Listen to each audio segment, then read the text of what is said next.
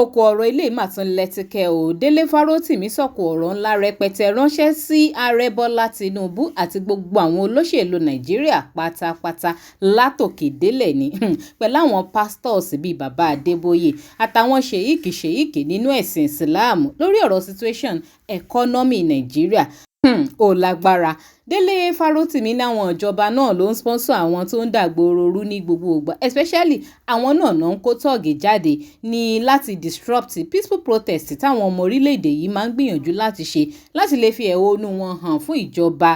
just like ti ìgbà EndSARS protest tán ṣe kọjá yìí níbi tí wọ́n ti kó àwọn tọ́ọ̀gì oríṣiríṣi jáde láti wá máa disrupt peaceful protest táwọn youth ń ṣe nígbà yẹn. Eléyìí tó dẹ̀ tún ṣe pé wọ́n tún ń ṣe similar thing báyìí lọ́wọ́lọ́wọ́ nígbà End Bad Governance protest tí wọ́n bẹ̀rẹ̀ láìpẹ́ nígbà tán kóró jáde láti bá lè dá àwọn youth lẹ́kun kán má bàa protest. Ọ̀rọ̀ pọ̀ nínú fọ́nrán yìí ẹ̀yẹ èèyàn Ọ̀gbẹ́ni Délé Fárótìmí ó wá káàdì gbogbo àwọn wọ̀tọ̀wọ̀tọ̀ tó jùlọ gbogbo àwọn olóṣèlú àwọn pastors àwọn ṣèyíkì àtàrẹ Bọ́lá Tinubu pẹ̀lú àwọn ìmọ̀ràn tó ṣe kókó fún ìjọba láti mójútó. Welcome to Crossblog XTV. Remember to subscribe, like, share and follow us. Ẹ jẹ́ jọ gbọ́ ohun tí Ọ̀gbẹ́ni Délé Fárótìmí sọ nínú fọ́nrán yìí kẹ́dẹ́ má bá mi fèrò yín lórí ẹ̀ sí comment. bùlẹ̀ ń báyé lọ nítorí ambition èèyàn kan nítorí ìjẹkújẹ àwọn èèyàn tí òjò kéékèèké lọ ẹni tẹ́bi ń para wá gbé orò á lọ máa fi orò nítorí ìjẹkújẹ táwọn kan máa jẹ ẹ̀ẹ̀kan ní iye ọdẹ àfìfìlà pé rìn níjọ́ tó bá ti kọ́kọ́ ṣe náà ló níyì orò tẹ́ gbé láti fi gbé orò Jídé Sanwó-Olú wọlé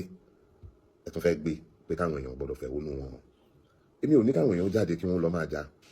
àwọn Nigerians ò dẹ̀ fìgbà kan jáde kán lọ báyàn kan jàrí èmi ò rí ibi tí wọ́n ti organize protest ní Nàìjíríà téèyàn kan mú weapon jáde lérí látàárọ̀ ọjọ́ ìjọba náà ló máa kó tọ́ọ̀gì wá ìjọba náà ló máa kó sójà wá ìjọba náà ló máa ń pa aráàlú nítorí pé ẹ mọ bẹ́ẹ̀ ti fẹ́ pa wá lẹ́nu mọ́ àgbọ̀dọ̀ sọ̀rọ̀ bá ti ẹ̀jọ́ ló ń dùn pàpà níbi tẹ́ ẹ bá lé ayé dé tẹ́ ẹ bàlújẹ́ dé béèyàn ò tiẹ̀ fẹ́ jáde béèyàn ò fẹ́ sọ̀rọ̀ ṣé ẹ fún yàn lẹ́nu ọ̀rọ̀ ni ṣé lè tẹ̀ ń ṣe yìí ṣáyé lè tẹ̀ ń ṣe yìí náà ọmọ tálítà ò lè jẹun ẹ̀mẹ́ta lójúmọ́ mọ́ ẹ mú ogbó ọmọ ọlọ́mọ ẹ sọ wọ́n dẹrú ẹ wá máràlú ẹ sọ wọ́n dọ̀tá ara wọn ọmọ Ìgbò ni yanmirin ni ayé ìgbà kan Fúlàní ni kí ló dé ẹ̀yin pásítọ̀ ẹ̀dẹ̀ ń wòran ẹ dákẹ́ gbogbo yín wá di olóró dé ẹ̀yin imam ojú ti ẹ̀ tì yín torí ń tẹ́ máa jẹ ẹ̀rántí ọjọ́ àti sùnmọ́ ìkankan nu yín ò rí nǹkan kan sọ àtijágbe mọ́ kèfèrí à ń lé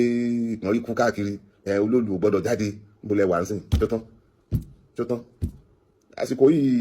àwọn bàbá wa ní báyìí kásà lásọ̀rọ̀ ajé ní mẹ́rin pẹ́kọ̀rọ̀ àìtódò tọ̀ sí bẹ́ẹ̀ ni mo sọ àìtódò tọ̀ sí òun là ń pé kó lúwẹ̀rí kó dọ́ bójú pa afẹ́ tọ̀ bàbá tó dò tọ̀ sí ayọ̀ kìnní látọ̀ bẹ́ẹ̀ ni èmi ó tọ̀ sílé ẹ̀yin Bàbá Adébóyè ẹ̀yin ṣéèkì gbogbo yín tẹ́ wà mọ́rákàs gbogbo ẹ̀yin tẹ́ pera yín lórí ẹ̀sìn sójú òtì yín ni wọ́n dẹ̀ ṣé torí ń tẹ́ ń jẹ ni àbí torí ń tẹ́ fẹ́ jẹ ọdún mẹ́rin ló kù fún yín kí ni ìtumọ̀ dídákẹ́ yín ṣé bí ìlú ṣe wà yìí ṣó dáa ni ṣé bí ìlú ṣe wà yìí ṣó dáa ṣé kájà máa gbàdúrà lẹ́fẹ̀ẹ́ máa sọ fún wa ṣáàdúrà yín gan lè gbà pẹ̀lú orò tẹ́ ń rú káàkiri wọ́n ń ru orò káàkiri ẹ̀dẹ̀ dákẹ́ ẹ̀panudé wọn kú ibi ń ṣẹlẹ̀ ẹ̀rí ibi ó easy fún yín láti gba ibi kẹ́ pa ibi mọ́ kẹ́ máa wòran níbi kẹ́ ṣàlàyé ibi ojú ò tì yín ojú ò gbà yín tì àwọn tí mo dárúkọ wọn as type ni mi ò ní ìran kan bá yín sọ as individuals torí ẹ̀ wùwà tó ń tẹ̀ fi lè pè yín lórí tán bá máa bá yín sọ ètò ń jò tọrọ ẹ wò ó náà ẹ wò lútẹ tí ń claim pẹ́ ń pariwo nítorí orúkọ Ọlọ́run ẹ wò ó ẹ̀yin fúnra yín ẹ wò ó náà ẹ yẹlú ìwò sójú ò tì yín ni ẹ gbó fúnra yín náà kẹ́ wá ṣàlàyé bóyá jẹ́ pé ojú òtí ẹ̀ gbà yín tì àwọn ọba àti ẹ̀gbọ́n wọn kò ti sọ gbóyin di civil servant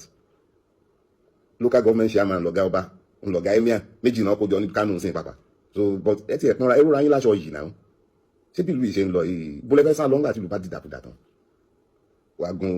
Bentley òun gun Rolls Royce nínú gbogbo crazy traffic nínú gbogbo wàhálà kò tó oríṣiríṣi torí nǹkan máa jẹ ojú dẹ̀ ń bàjẹ́ lọ ẹ̀ rí nǹkan kan sọ ṣe rí mo rò pé ibi tá a bọ́rọ̀ ìdè ẹ jẹ́ ká sọ ètò ń jẹ́ òkodoro fúnra wa torí àwọn bàbá wa náà ní ọ̀pọ̀ ọ̀rọ̀ kágbọ̀n ṣùgbọ́n àbọ̀ ọ̀rọ̀ náà lásán wá ń sọ fún yín tó bá ń pè rẹ̀ lọ́mọlúwàbí gbogbo ọmọ Yorùbá gidi dẹ̀ lọ́mọlúwàbí mo fẹ́ kẹ́ ẹ ti yín bẹ̀lẹ̀ jẹ́ kẹ́ gbọ́ mi gidi jẹ́ ṣàlàyé ọ̀kan èmi ò ní wípé kí àwọn ènìyàn kan jáde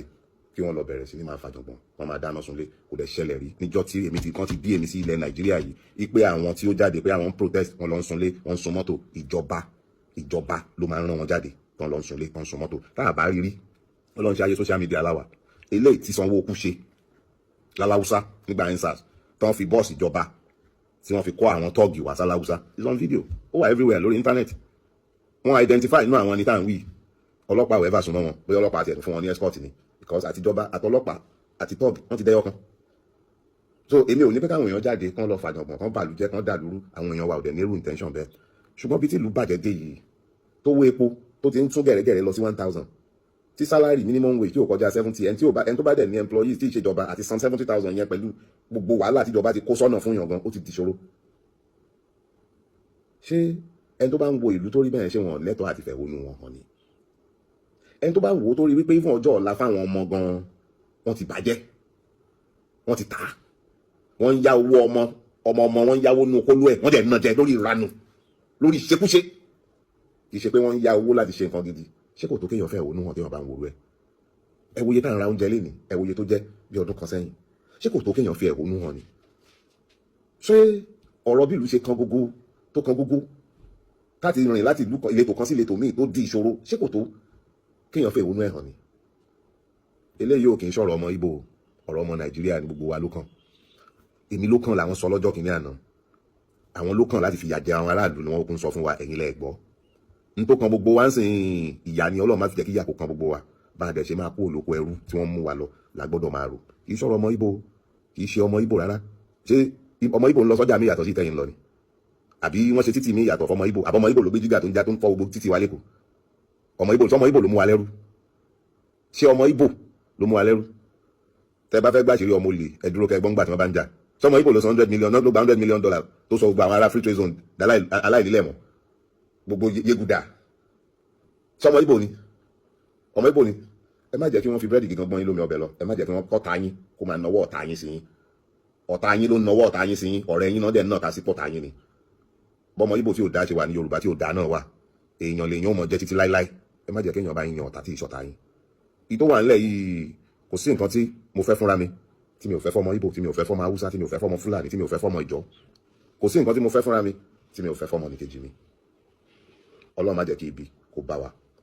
Èyí tó ń jó tó ń bẹ̀ tí mo fẹ́ kẹ́ dìmú kẹ́ jẹ́ kó yé yín láàárọ̀ yìí kẹ́ ẹ sì gbọ́dọ̀ gbàgbé òun ni wípé tá a bá fira wa ṣe kan a lè jáde nínú oko ẹrú táwọn ará bíi mú wa wọ̀. Àwọn alálẹ̀ wọn á bí yín orí àwọn ọmọ ọlọ́mọ tẹ̀ ń mú lẹ́rú tẹ̀ ń fà lóko ẹrú nítorí ìjẹkújẹ nítorí èèyàn kan á bí yín.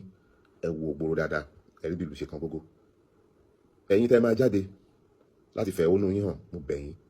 ẹ rántí pé ìjọba tẹ̀ ń dé pẹ̀lú apààyàn ni wọ́n tẹ́ ẹ̀ bá mọ̀. Ẹ rántí tí Buratai ṣe ní Kaduna 450 share náà pa 430 share náà pa according to their own panel report. Ẹ rántí tán ṣe Lẹ́kì ní tó worst jù ń pa ọ̀rọ̀ Lẹ́kì ni pé wọ́n tó wá mú ikú àwọn ọmọ ọlọ́mọ náà fi ń justify why táwọn èèyàn ṣe gbọ́dọ̀ jáde protest lọ́tẹ̀ yìí lẹ́yìn tẹ́ pa àwọn èèyàn tẹ́ deny ikú wọn, lẹ́yìn tí panel yín confam pé ẹ massacre wọn, ẹ tún wá mú ikú wọn ẹ tún wá fi ń parọ́, ẹ tún wá ń lò ó láti ṣàlàyé ìdí táwọn èèyàn ṣe gbọ́dọ̀ jáde láti wá protest. Ẹ̀jẹ̀ gbogbo wọn á bí yín láti ìran dé ìran ló máa béèrè lọ́wọ́ ẹ̀yin tẹ́ mọ̀ pa kú wọn. Ọ̀pọ̀rọ̀ kágbọ̀n èmi ò ní sọ jù báyìí lọ láàárọ̀ yìí, ṣùgbọ́n ẹ̀yin ọmọ Yorùbá ẹ mú àpò ronú yín ẹ gbé níbi tẹ́ sún kọ́ sí oko ẹrú náà mú wa lọ. Eléyìí ò kì í ṣe pé èèyàn ọjọ́ ta ẹ̀yọ̀ kankan. Tinubu ti wọlé èmi ò sí nínú ẹni tó ní pé kó jáde, ṣùgbọ́n ètò ìdìbò wa, ètò ìṣèdájọ́ wa, bá a ṣe ń ṣèjọba orílẹ̀-èdè Nàìjíríà, owó epo tó wọ́n gógó, bí security ò ṣe dáa, gbogbo àwọn nǹkan wọ̀nyí làwọn ọmọ tó láwọn fẹ́ fi ẹ̀hónú wọn hàn ó wà nínú tó ń béèrè fún. Èyí tèmi gẹ́gẹ́ bí ẹnìkan tí mo align ara mi sí tí mi ò dẹ̀ ní any apology for anybody. Bá a ṣe ń ṣe ètò ìdìbò wa tó fi máa jẹ́ pé ìbò wa á kúnjú wọn á wúlò, a gbọ́dọ̀ wá nǹkan ṣe sí. Ilé ẹjọ́ wa tó ti dìdàkudà, tí Temple of Justice tó di ilé aṣẹ́wó, a gbọ́dọ̀ wá nǹkan ṣe sí. Ṣùgbọ́n kí eléyìí kì í ṣe ọ̀rọ̀ ọmọ Ìgbò, ọ̀rọ̀ ara wa ni. Bọ́mọ ìyá méjì bá wọlé tí wọ́n bára wọn sọ̀rọ̀ tí wọ́n jáde tí wọ́n rẹ́rìn irọ́ náà pa fúnra wọn bẹ̀. Ẹ̀yin ìyá lọ́jà wa, ẹ̀yin bàbá lọ́jà, ẹ̀yin oníṣẹ́ ọwọ́, ọmọdé, àgbà, ẹ bára yín sọ̀rọ̀. Interest Tinubu ò kì í ṣe interest Yorùbá, interest Tinubu ni interest Tinubu. Ẹ ń bá rí jẹ́ ń bẹ̀, ajá wọn tiẹ̀ wọ́n dúró tì láti ṣàjẹjẹ. Interest ẹ̀ ò kì í ṣe interest wa. This is not about Igbo, kì í ṣọ̀rọ̀ ọmọ Igbo, ọ̀rọ̀ ara wa ni, ìjàgbara ara wa ni. Ire o, ìwọ̀n ajẹ́kọ̀ọ́sẹ̀ yìí kò san wa o, àsanwásowó, àsanwásọmọ, àlàáfíà bàbá ọ̀rọ̀ o. Ire, kó dàbọ̀.